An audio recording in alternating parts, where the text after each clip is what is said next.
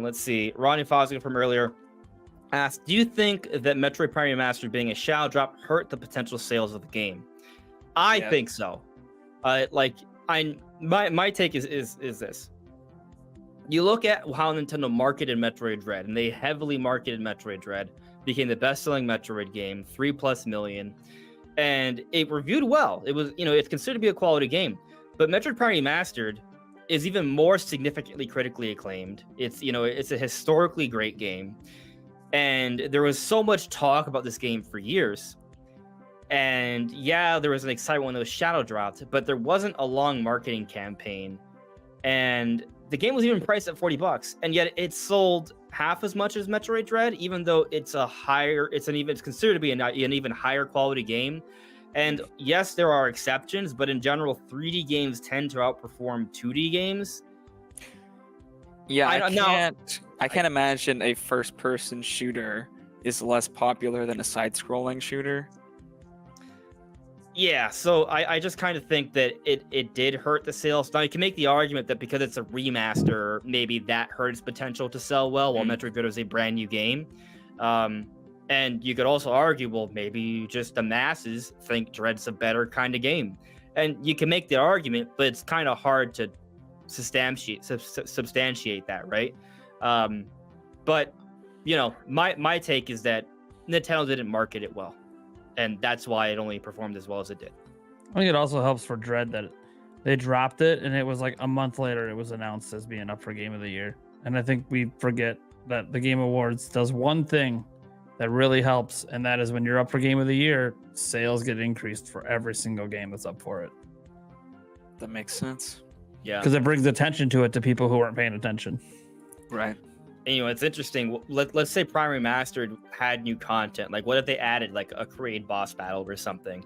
Then it has new content, right? And then what if they call it like Metroid Prime, like not remastered, but like just give it like a different name, right?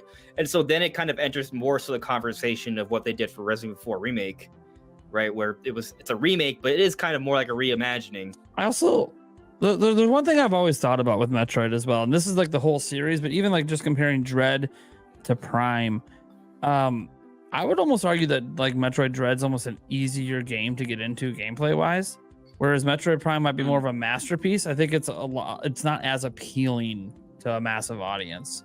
It's like you either have to be really into that kind of game, whereas like Metroid Dread style, that whole Metroidvania Castlevania style, is a very, very popular indie thing, but we're constantly getting games like that all the time. People are more familiar with that style. Yeah. Even if one individual game in that genre doesn't sell a lot, because there's so many of them, it's something that people are, and there's a lot of really high critically acclaimed ones too out there that people know. Yeah, that's a fair point. And then maybe that has something to do with it as well. The answer, usually the truth is somewhere in the middle, right? It's probably not just one reason why. But I kind of think that Nintendo could have pushed. I mean, Prime Remastered, like critically, from a visual perspective, from a critical acclaim perspective, was one of the biggest games that last year, and it only sold 1 million copies. Like Nintendo could have priced it at $60, and they could have marketed it, and they would have made more money. Yeah, the shadow drop definitely hurt it. There's no question there. There's no. I mean, even looking at chat, like I think it says Cello says if a game is announced, I can have time to prepare to buy it. Like, I think that's true for a lot of that's probably true for a lot of people. I mean, yeah, we're all covering this stuff and it's going to be day one, right? But I think for your average consumer, they're not watching the direct, and they're gonna need to know that this stuff is out there. And Nintendo has always struggled with Metroid. Like someone else in chat said it too. It's been around for almost 40 years, and it still struggles to sell, And it's unfortunate because, I mean, the first time I played Prime, like on the GameCube, like that was an incredible experience, even with the goofy controls and having to like point and click and everything. Like, it was still just amazing for that time, and it looks so incredible on the Switch and plays even better. And it's sad that it did not did not sell better. Yeah. But I do agree with the point that there is something about the game. I actually made a video like a few weeks ago about this for Metroid Prime. It's kind of one of the reasons why I think with Metroid Prime 4, we're going to see some kind of significant steps that will help to modernize the game. I mean, just look at like modern FPS games now, right? Like you have a lot of shooters where they move around with some agility, right? Like you have the whole like dash running on walls and things like this. These are moves that we see Samus do in, say, Metroid Dread, for example, but and that's in 2D. Just, play Apex Legends or Titanfall or just even the most recent Call of Duty.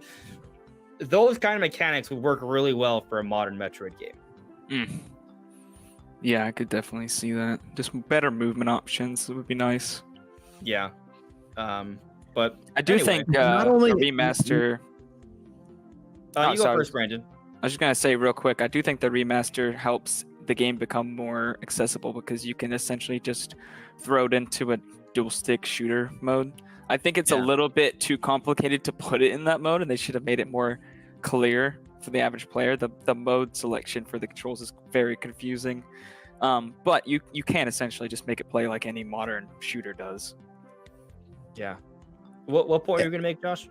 Well, I hope it goes beyond just catching up to modern shooters, but it would be nice to see it like, potentially reinvent something. I mean, going into the ball form in Metroid Prime and then, traversing some of the map that way and stuff, that was pretty unique, for back at that time, from going from third to first person, and the movement was different.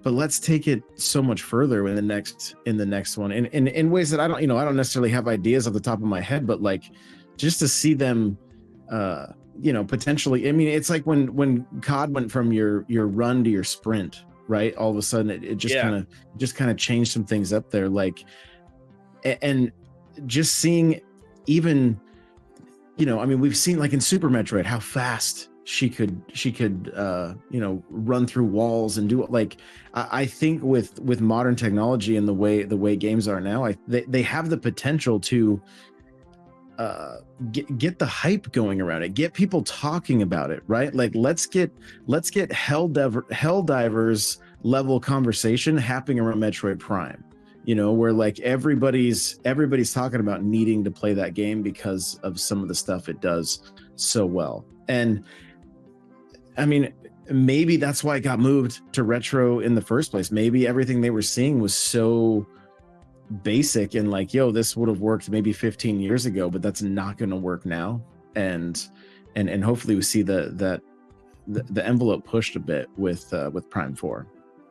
Make it worth the wait. I really like that. No, I really like that thinking. Like I agree. They shouldn't just do, kind of par for the course. Like we haven't waiting this long for par for the course. I mean, you really think about it. Game was announced summer 2017. Yes, I understand they had to do a restart, but it's already 2024. We haven't seen gameplay yet. I think there's a solid chance the game's not even coming out this year. That to me, that has more to do with like the Switch 2 scenario, right? But the main point is that it's been in development for a very long time. Even if we assume it started January 2019, which I think you can make an argument it even started earlier, right? Like it's been a long time. They've had, Zelda levels of time to work on this game. And whenever the Zelda team puts out something with, a 6-year development cycle, like it is a revolutionary game, right?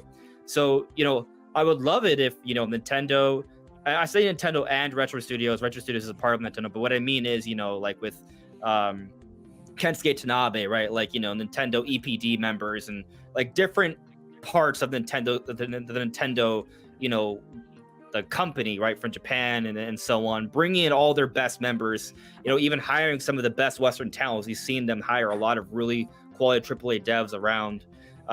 We hope that they're putting something together really special here. I'll throw out one random idea because you brought up like you don't even know what they would do. They would be like, oh, this is really cool and different. Like something that I kind of love about Samus, and you look at throughout the different games. Yes, she's kind of like this, like almost like cold-blooded, like bounty hunter that just she's just getting the job done, right? But there's also this other side to her where she's kind of in tune with nature, right? She has these maternal instincts, and she's very caring for, innocent life. I would kind of like them to go into that a little bit. Like, how like there have been a few games where she's interacted or saved some of the alien life forms.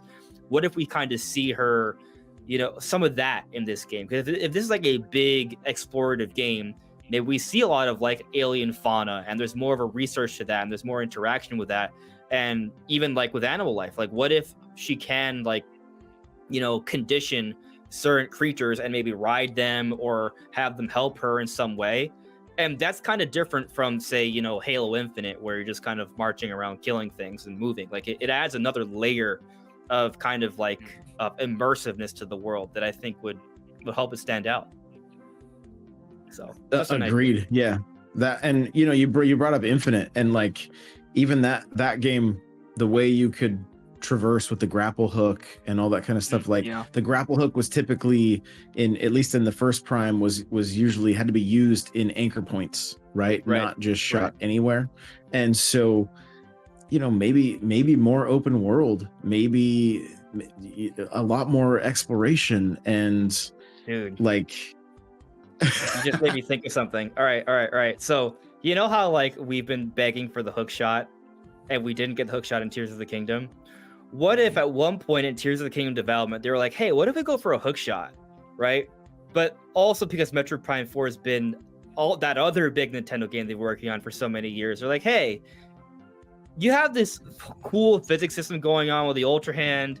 Maybe stick with that, and we're going to make another kind of open, explorative game that has something like the hook shot, and that's Samus with the grapple beam. I'm just putting it out. Yeah, it would be super interesting. I mean, what would actually be really cool about it is they would potentially excite more of the Zelda fan base too. Like if they actually like showcase Samus with the grapple beam, using it like a hook shot, and like I don't want to say Metroid Prime 4 would be open world, but expansive areas. And so that could get a lot of even Zelda fans excited if there is like this moment in the marketing or trailer where it's like, oh, that's a hook shot, but in Metroid. I think that could be pretty cool. Incorporate it into combat as well, to where you could pull the enemies into your blaster and like do some like really cool add some different animations to the kills, to where it's not imagine just strangling a space pirate. Oh, dude. Like doing Doom style finishers. Yeah. Without excessive blood, they could totally get away with that. Yeah, why not? That would be awesome. I'm here for it, but that's the kind of stuff. Like I remember when the first Doom came out, somebody else mentioned it in chat. Like one of the first things I did was do slow-mo finishers from the first Doom game, and that video went pretty crazy, honestly. And it was because that was like that made that game quite a bit more fun. It was there was a lot of variety to it, right? It wasn't like 3 finishers and that was it. Like there was multiple finishers per character, and that's something that would be fantastic for her to see, but to incorporate less of like the brutality that Doom has and more of her like acrobatics and just some of her style and nuance. I think there's almost like a dance. I think they could really do some amazing things there. It's interesting you're bringing that up, because while Other M gets a lot of flack, that's actually one of the things Other M did a good job of. Because in some of the combat sequences, you would see Samus be really acrobatic and have like these really cool like scripted moments where she'll grapple a space pirate or kind of dance up a giant boss and like blast him in the face. Like, so there is already, it's not even just in Other M. Metroid Dread has it too. Where there are these moments where she grapples an enemy. I would love to see that. And Doom, you brought up a great example with Doom. Like if they can go in that direction, that would be pretty cool. Which would, that wouldn't be a revolution, right? That's something that's been done before, but seeing that in Metroid would be fun. And we haven't seen it in any places other than Doom, right? Other than like in Halo multiplayer, or maybe if you like, I'm trying to think if they added that they may have added it in like Halo 5 and stuff, where you could do the finishers if you assassinated correctly. But I think there's a lot, like there's so much they could do with all of her different weapons that it wouldn't have to just be like the Mortal Kombat finish him from Doom, but more of the like I said, just more of like a, if I'm going to use the grapple, it's going to be this animation on this enemy, and if I'm going to use the missile, at close range, or like even like dropping a bomb and kicking an enemy away and watching them explode, just some of the, I don't know, just some of those moments that like we have to share. Right, it's going to be different for all of us. We're going to want to get them up on X. We're going to want to put them up on TikTok and all those things. Like, I want to see the same way we see like those Breath games. of the Wild and Tears of the Kingdom combo videos with like someone from Japan that has like, I don't know how they're able to accomplish that. I want to see that for Metroid as well. Like that would be epic.